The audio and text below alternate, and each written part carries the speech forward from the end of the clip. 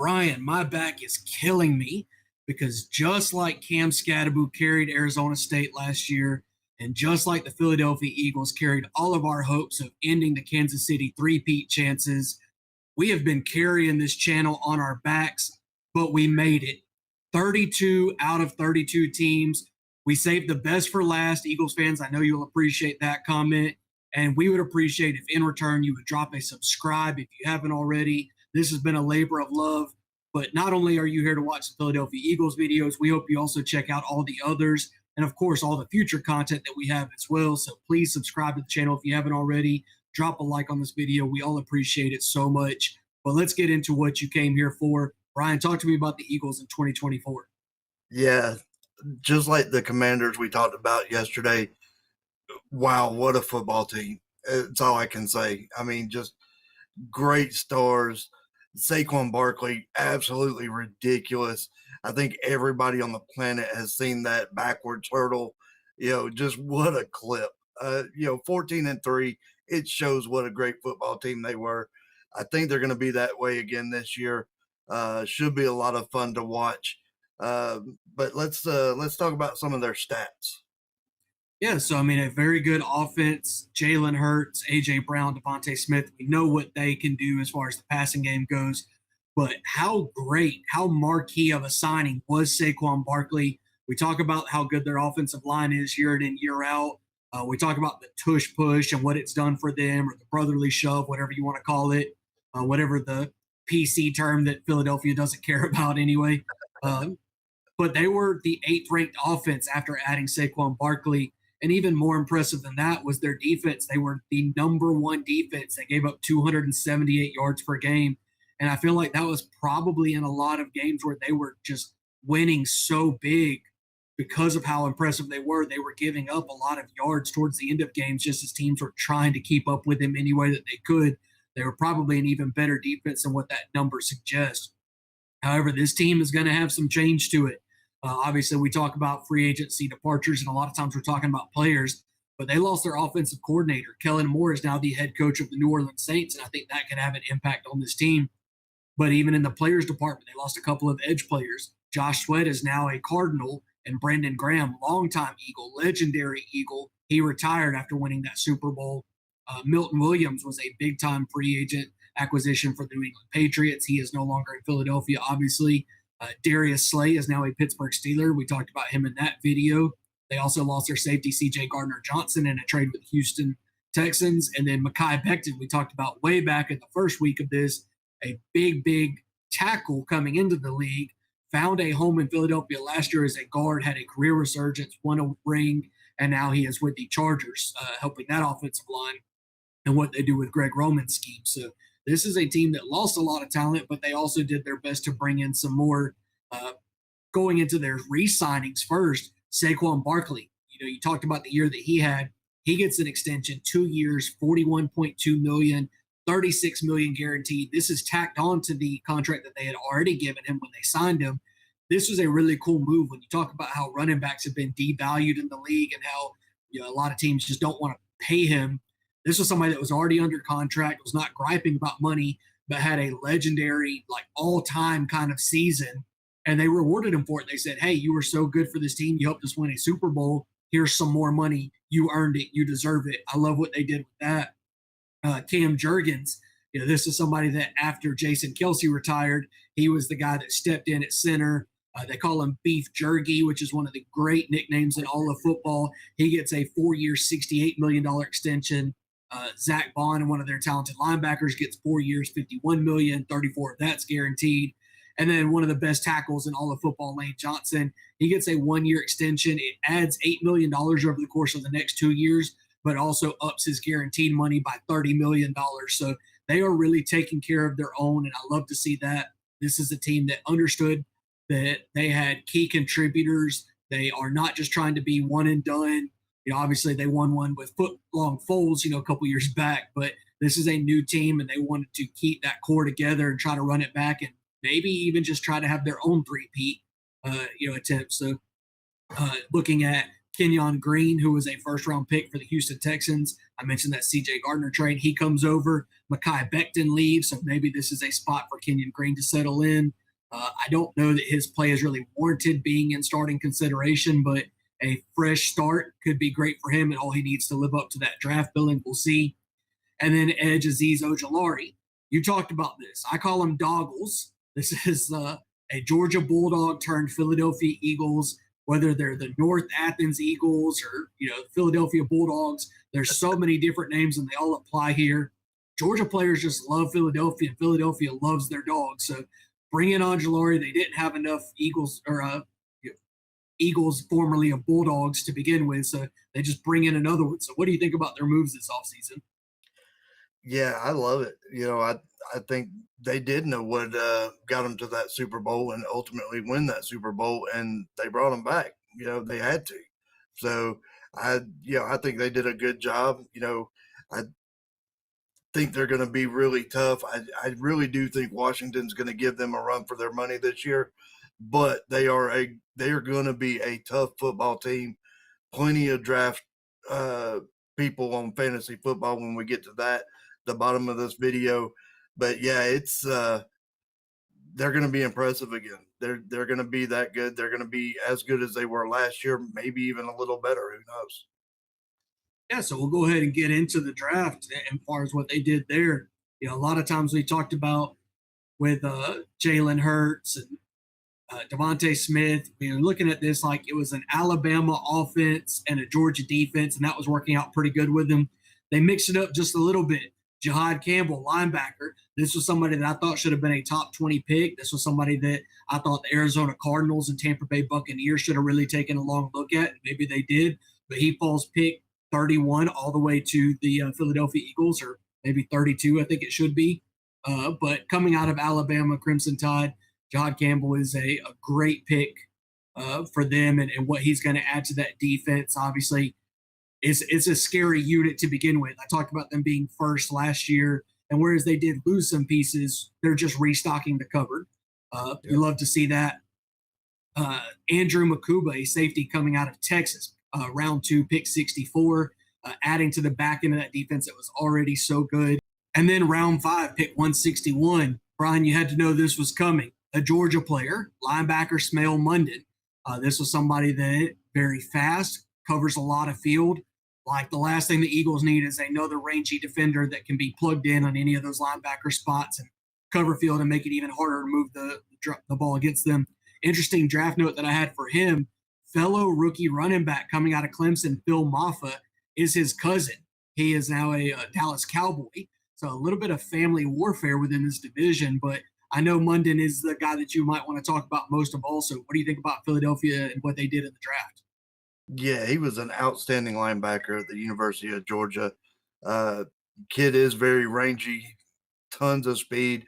We've said it in other videos, speed kills in the NFL, and they've got it. So I love to see it. I think they did really good. Obviously, they're going to pick at the bottom, winning the Super Bowl, but the hand that they were dealt, they did absolutely brilliant with those picks. So, like I said, they're good. They were a tough football team last year.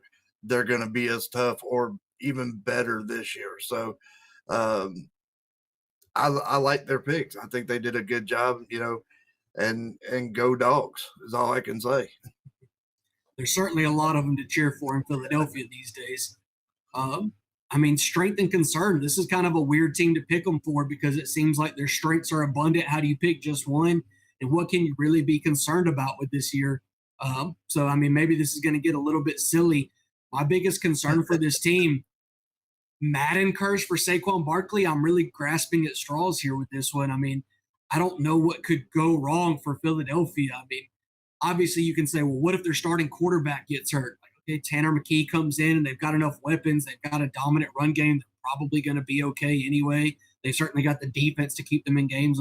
I don't want to call them bulletproof because obviously everybody has weaknesses, but it's just hard to really pick one that doesn't make you sound like an idiot saying, how dare you say this is going to be a problem for Philadelphia? We've got this, this, and this. So, and to that logic, I would agree. I don't really have anything that stands out. And strength, it's kind of the same way. They've got so many, but they are returning a lot of stars from their Super Bowl winning roster. So it makes them one of the early odds on favorites to repeat. I think that as high as we are on the Falcons and as high as we are on the Commanders, I mean, how do you pick against the Eagles to represent the NFC in the Super Bowl this year just from looking at their roster right now? I mean, they are very good at every position. They're deep at a lot of positions. They've locked up a lot of proven stars. They've brought back guys that are familiar with their scheme. I mean, what do you say about this team when you're trying to really pick them apart and put them under the microscope? I mean, I just can't find anything. I don't think you do. I think you right now they stand as the Super Bowl champs. They have that title for the rest of the year until we play another Super Bowl. They've earned it. I don't think you do. I think you embrace the Philly love, and I think that's the city of brotherly love, if I'm not mistaken. So you just embrace that brotherly love, just like we do, and just go with it, and don't really get into strengths and concerns because their whole team, offense, defense, everything is their strength. Their concern, they don't have none. We're going to go out, we're going to play football, we're going to play our brand of football, and beat us if you can. So I don't think there's a good way other than that than to put the strengths and concerns out there. Yeah, I think it's really hard. And I've talked about this certainly in a couple of videos recently, but I try to be conservative with my projections. It's really hard to say that a team's going to go undefeated, and this is a team that's capable of doing so. Obviously, 14-3 last year, they could easily repeat that. I do want to give them a 12-5 record this year, still finishing first in the division, and a lot of that is trying to give respect to Dallas and their potential. Certainly the Commanders and what they've built. I think that some of the games that the Eagles won last year, they could lose this year because they're not infallible. No team is. And whereas I think that they are built in a way to withstand any opponent's best shot, every team is going to lose. That's why you play the game. These games aren't won and lost on paper and on depth charts and things of that nature. So I have them going 12-5.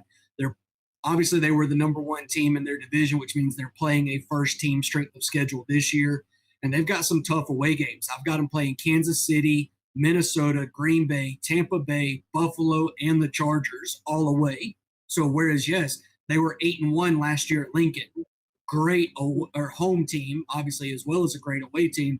That's a brutal schedule no matter how good you are.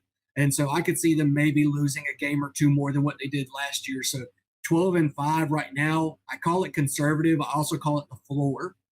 I mean, unless something just catastrophic happens, if their whole team gets the plague or something, maybe they lose some more games than that. But it's hard not to think that they won't be right there in that 3-5 loss range on the high end right now because that's just how good that they are.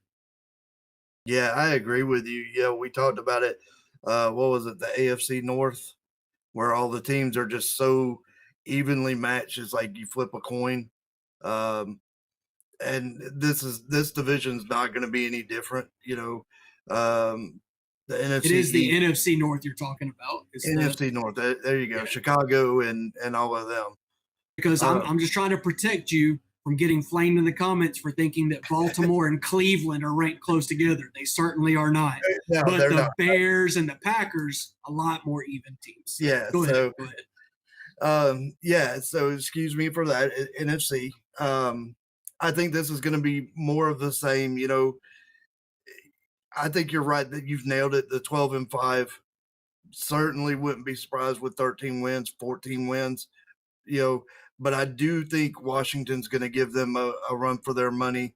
Dallas could certainly slip in a win. It's very, very hard to say. Obviously, it's preseason now, so we're very early on, and you can't really tell what anybody has after week one, because they're playing, all the third, fourth, and fifth string type people. So I still think they're good. I think I'm super high on them. Wouldn't mind having 3 or 4 on my fantasy football team for sure. But who do you have on your fantasy team from Philadelphia Eagles? Take your pick. Anybody starting? I mean, this is such a good team. They execute so well. They do things that other teams try to do and can't really replicate the success. So it's Jalen Hurts, it's Saquon Barkley, it's AJ Brown, it's Devontae Smith. I'm not even mad if you take Dallas Goedert, because whereas I think he had a little bit of a down year last year, I could certainly see him improving on his numbers this year, being Yep. back that consistent target that he was before. And it's like you just want a piece of good offenses on your fantasy football team because that tends to lead to individual success on a consistent basis. And whereas AJ Brown might have a bad game here or there, I think he's going to rebound in a big way this year, especially in the touchdown department. Devontae Smith is one of the premier wide receiver twos in the league. And so, like I said, it's a great offense. They were, eighth last year. They could be top five this year. I don't see any reason to think that they're going to take a sizable step back unless the loss of Kellen Moore, just impedes that mastermind behind the success. Maybe that sets them back in a couple of games, but on a week in and week out basis, there's just too much talent. They do things too well to say that you don't want pieces from this team. So really give me anybody from the starting offense on my team and I'll find a place to plug them in. Yeah, I agree. I'm right there. Like I said, I wouldn't mind having 2, 3, 4 of these players on my team. I'd be super happy. I don't think I'll get that many, but including even if you're playing in a redraft league with a defense, I would not be mad at picking up this defense either. So, because I want to give the defense people some love there on the fantasy. Well, and even their kickers, when you think about that, I mean, this offense is going to get in the red zone a lot. They're not always going to convert 100% of the time, but what you have is a lot of opportunities for extra points and field goals. So, I mean, I always wanted my kickers to be in good or great offenses because it's going to give them opportunities. A team like Cleveland doesn't move the ball enough. They're not getting into field goal range consistently enough to me to want that kicker, but Philadelphia is not going to have that problem. Yep, absolutely. Well, guys, that's going to conclude your Super Bowl champions, the Philadelphia Eagles video. Like we said at the top of the video, if you're not subscribed, please hit that subscribe button. It does our channel a lot of good. We're trying to get to 250 before the end of the year. Like to see it before midway point in football season. But so with all that being said, we're going to get out of here. This has been the whole entire series, all 32 teams. So if you're just now watching the Eagles video, go back and watch some of the other ones. They're pretty good as well. But we will see you in the next